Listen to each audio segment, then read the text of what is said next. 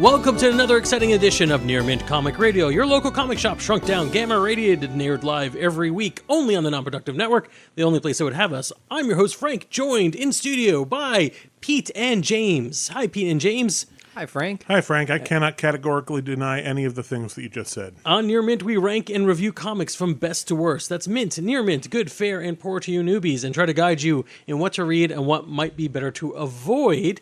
And we are doing a very special presentation. We're reading Jonathan Hickman's long-awaited return to the X-Men books in House of X and Powers of 10. Hoxpox. Hoxpox, right, as the internet is beginning to refer to it.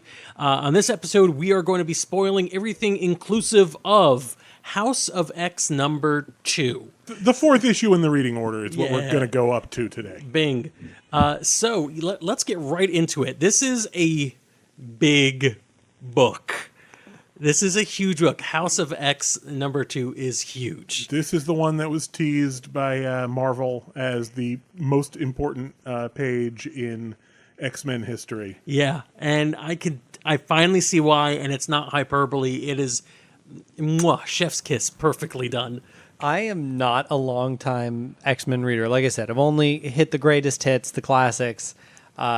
This was amazing. And they do a great job of showing how broad the scope of this change is going to be and how much backwards and forwards it affects, and it was fantastic. It reintroduces weird into X-Men, which is maybe been missing for way too long.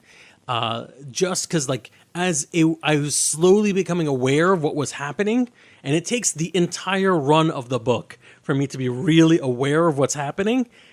I'm more and more disturbed by what's going on. So let's give some background, right? Because it's only fair. So Moira McTaggart. Yes. Big character in X-Men lore, but also kind of like this unanswered question. Yeah, she was almost unasked question, really. Yeah, she was a human scientist who studied mutants. Right. Unless you're watching the movies, in which case she's an FBI agent Sure. who studies mutants. Right. And she's the occasional love interest of Xavier. Exactly. Charles yes. Xavier. On again, off again. Occasional foil to the X-Men, mostly in what if stories or alternate futures and things like that, where she's working on a cure for mutants, which of course mutants may not want because that's who they are. She's an ever-present character in X-Men mythos. She's been around for a very, very long time. She's definitely not often a powered individual, and when she is ever depicted with having some sort of supernatural abilities or anything, it's almost always in a what-if scenario. I don't believe she never was anything more than a baseline human. Yeah, in the regular continuity. Exactly. So this book opens up with a description of her life. And for the most part, it seems pretty benign. As it goes through her fairly mundane life, how she excelled at certain things, but she got sick at a very young age, but she made it through miraculously. She had many children. She lived a happy life. As a long-term X-Men fan, I'm reading this and saying this isn't right. It seemed a little off. This is not Moira McTaggart. This is not what her life was. So my feeling, the first reading was is this her mother? Are we going back? Because it looked a Little House on the Prairie-ish. Yeah. Maybe this was earlier on, or I felt maybe this was contemporary with James Howlett's childhood. Yeah, it felt something about. It didn't seem like they were talking about Charles Xavier really, when they were describing the love of her life. But I'm what's the point here? Where are we driving at here? This character who, as well written as she is and how often she appears, often is just the +1 to more major characters. And then she dies at the ripe age of 74. Yeah, and that, I'm what is happening here? Huh? Is this somebody writing fanfic of the life she should have led? And then immediately we ratchet up the weird. So in this book, in House of X number 2, we find out, and if you put this on paper and send it out as a press release, you'd get a bunch of bad hot takes from a bunch of comic book fans who are oh, this isn't cool, this isn't fun, this isn't canon, or this isn't the comics I'm used to. I'm sure a lot of people would have because on paper it sounds weird. Moira McTaggart is a mutant, and she's always been a mutant. And I'm this is not good except for the way it's presented, which is fantastic. It's so good.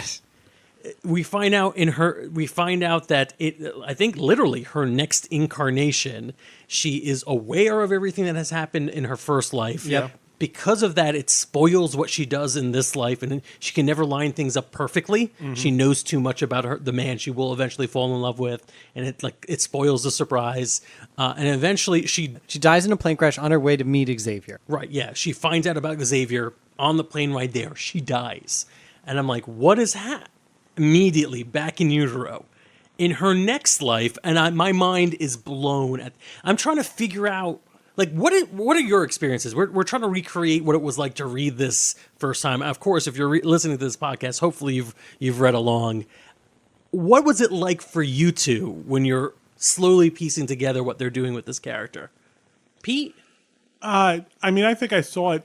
I'm probably the worst one to go to first. Oh? Because I think I understood what was happening pretty much immediately. Really? I'm reading this and trying to figure out when the timeline that we're familiar with takes hold. And I'm sitting there wrestling with, okay, does this actually, can this somehow line up and not contradict everything that's come before? I guess I kind of also figured out pretty quickly what was going on. It's not like that crazy of a notion, right? You figure out she's reincarnating and going through this. I think to me, the fun was seeing all of the stuff she did in all those timelines. So like third timeline, they have the big handy chart here at the end of the book. All the ancillary material is great. And it's, like in her third life, she's the person who finds the X gene, and then she dies in the laboratory accident, right? Then she's one of the versions she's, developing the cure, and she gets killed by, Mystique and the other, villains we know. I feel like, wasn't there one of them where it's just like she immediately screws up and takes a mulligan? No. That's what it felt like. I might be like cross-referencing that with an episode of Family Guy in my mind. Well, no, that's what it felt like. No, because they make a point when she meets Destiny? Destiny. That says you do not have infinite lives to do this. Yeah, at one point you'll mess up and it'll happen before your X gene takes hold, and then you're just like any other human. Yeah, so for me, I'm well aware something's happening here around the third incarnation, because the second one was just weird, and I figured maybe that's all there is. She has a lifetime of experience, and they're mulliganing away her past. And then when she dies on the way to meet Xavier and has another life to run into him, I realized that reincarnation is somehow her power set. But what's more interesting to me is how that plays out in narrative, right? So if her power set was time travel, which we're pretty familiar with X-Men. Mutants, there are a decent amount of mutants who do time travel as their gimmick. Even if it's not their mutant ability, it's their gimmick, right? Cable, right? Obviously, Bishop. In these characters, the question always becomes, what timeline are they really from? And then what can they do to the other timeline to correct it? These are air quotes on both, right? Yeah. The idea being that they're almost as if they're different realities. They're different worlds, different planets that have almost the same background, but things can happen differently in those things. With Moira, the way they described her abilities, it's... every one of her lives is a not real world. Everyone. Everything that's ever happened to her is something that never really matters in the long run. Yeah, when she dies, she gets to do it again. It's just like it's wiped from existence. She exists completely off book from everyone else in a way that isn't time travel, because she can experience it all, get it to its ultimate state. She's almost the most important character in a way, because it all revolves around who she is and what she's doing. Yeah. And that's kind of awesome, because and I love the panel where she's, like talking about all of her lives, and we get a shot of like the new X-Men and X-Men versus Avengers and like all these things that like, are not non-connected, right? Assumably, but with all comics, the continuity is fuzzy. And well, I'm sure Pete disagrees with me, but it just as a new reader, what a cool way to make that stuff seem super accessible in the moment of Moira's story. Right. It all lines up in a very interesting, unique way that isn't time travel. And when we run into her experience with Destiny, it's show don't tell, right? It's not all just narrative. It's not just exposition. She's interacting with this major character who's explaining, like, yeah, we all have weird things going on. Mine is I know how things will go. And just so you know, your mutant ability you may die one day before your mutant ability kicks in, and then you die. And even that is just brilliant because the pubescence and the way mutant ability expresses itself in fiction almost never really matters. It's a stand-in for like being a teenager and being full of I don't fit in. Mm-hmm. I get it. That's cool. Comic books are fun. But this is one of those times where like that element adjusts her power set in such a creative way. Everything about this, when you hear that Hickman wrote this was thinking about this for over a decade, I believe. Yeah, I think like 16 years. Yeah, since he was a teenager. I feel it. I get it now. Yeah. I see where he wrote it. He's been playing with this forever. It brings a lot of really, to me at least, interesting questions. Like how do Destiny's powers work? If she can see these other universes or these other timelines that Moira's going to lead. I don't know. I got it. She can see that they exist at least. Yeah, it was a little vague. Like she couldn't see directly into them, but kind of like the way time and stuff moved around her. It was weird, but neat. But time moves around you in a way that you're going to only have 10 or 11 lifetimes. I think, to be honest, I think that might just be statistics she's spouting out. She's like, just so you know, you can only do this so many times. Eventually, that die is going to roll, and you're going to die when you're 5, and your mutant ability won't kick in, and you'll just be dead. Yeah. I'll be around and I'll kill you because you constantly hunt us down. Yeah. It also is. I brings up the question of exactly what is happening with these other lives that Moira's leading. Like, does the universe reset for everybody? Do those universes that she's living in keep going past her death? That's so fascinating. They never answer it, but in a way, they, like I said, they've refocused it so she's the most important character in X-Men. In a way, it's very interesting considering how much time travel is played a part in X-Men stories that we've known so far. Yes. Because what does this mean for X-Men from the future? Right. Like Cable. Like, does Cable's future exist anywhere? Does he ever get... And then does he exist anymore if there's no future for him to go to? It's super fascinating. It's an awesome way to play with this dynamic that there is a character that acts almost as if a black box for possible futures, right? Here's all the things that could go wrong. I'm the thing that survived when it did go wrong, and I'm here to tell you everything. And one of my favorite parts about this book, not only does it refocus on Moira X as the main character, these little quotes, these little page quotes that Hickman puts in the front and the end of these books. I'm here, I've always been here, Moira X at the end of this book. But the last panel, which is that same panel we've seen earlier in this run, the page that will change X-Men history forever, and it's Xavier meeting Moira for the first time, and Moira saying, read my mind and see, and his expression when he sees it. My favorite part about this, yes, Moira, center of the universe, really awesome, but, Professor X has been the major driving force in X-Men pretty much from the beginning. Yeah. Really, from the beginning. His name. Yeah. And one of the things about Professor X is that he is arguably evil. Right? He does a lot of very shady things, right? He manipulates people's memories. He puts new thoughts into their heads. He edits out things, sometimes willingly, sometimes not. Sometimes in stories that get like retconned away. I mean, I've lost track of how many times he's manipulated Magneto's brain and made things worse ultimately. in this scenario, by giving him this information of all these possible worlds and how they go astray, and also the information that knowing where things will go can make things worse, it kind of puts some justification on the choices Professor X has made throughout history as a character, right? So if you know, like a lot of times you say, why wouldn't Professor X just confide in people or trust people to make the right decisions? But he knows information that he can't share because if he shares it, it's the observer bias. It might alter the end result. So it just creates this amazing narrative knot that strangles my brain, and I in such a good way. Love it. I absolutely love this.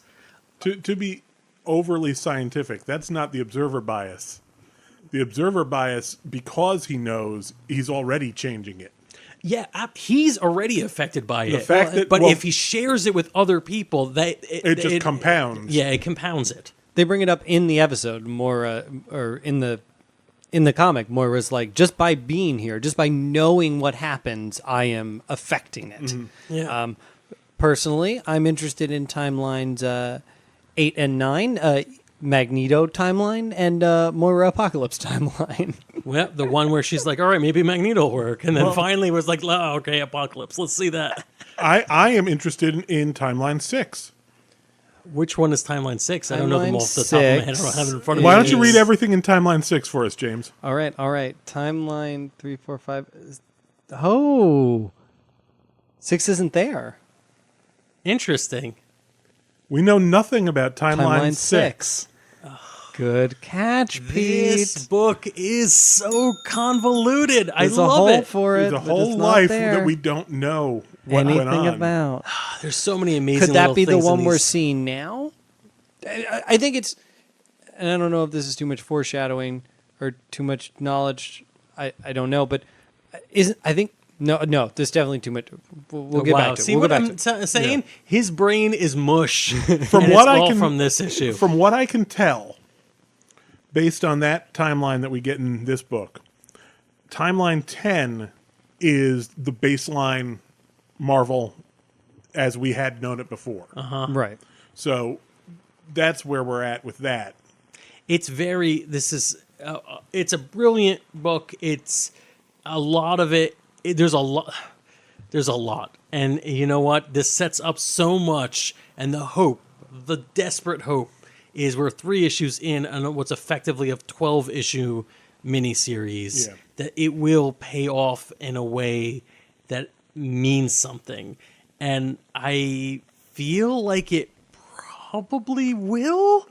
And getting our hopes up. Oh man, I am so trepidatious about this. my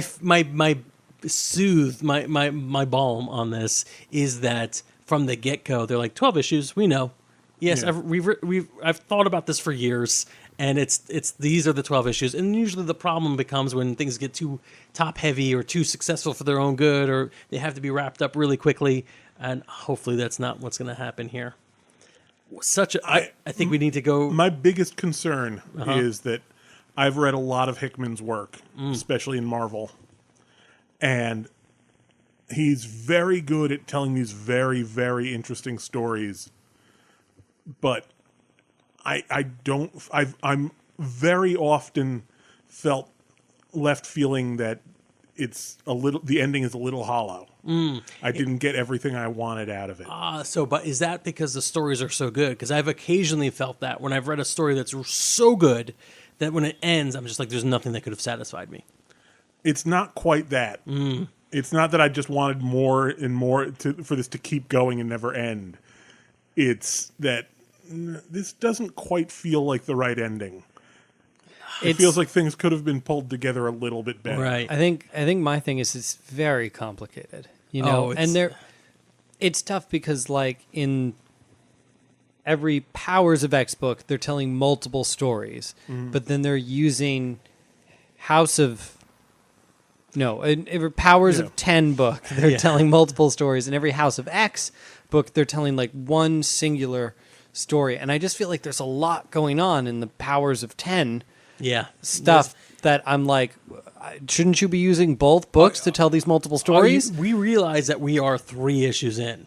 We are 3 issues into this. And We're only already 3 issues in. 3 issues in.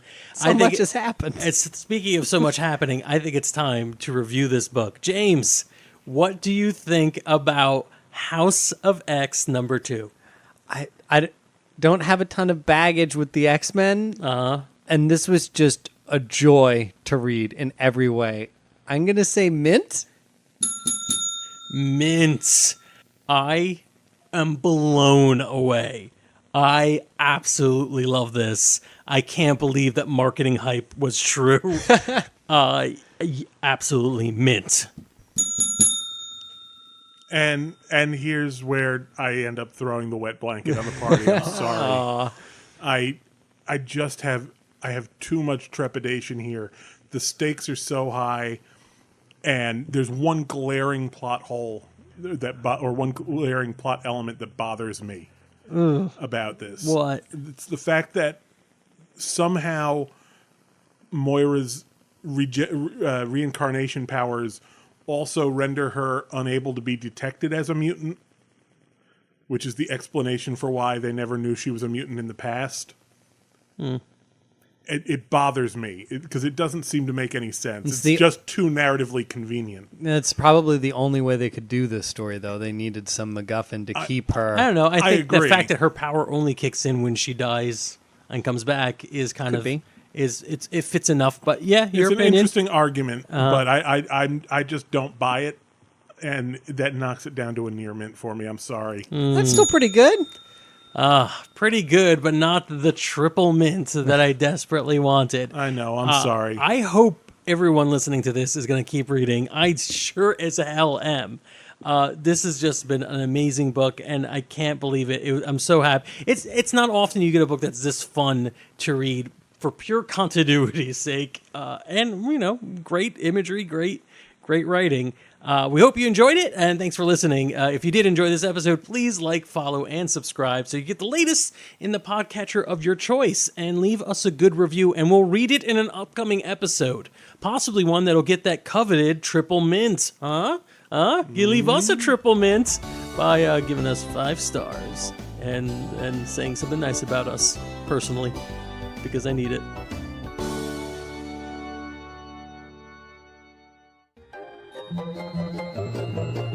This has been a non-productive media presentation. Executive producer Frank Hablawi. This program and many others like it on the Non-Productive Network is distributed under a Creative Commons Attribution Non-Commercial No Derivatives license. Please share it, but ask before trying to change it or sell it. For more information, visit non-productive.com.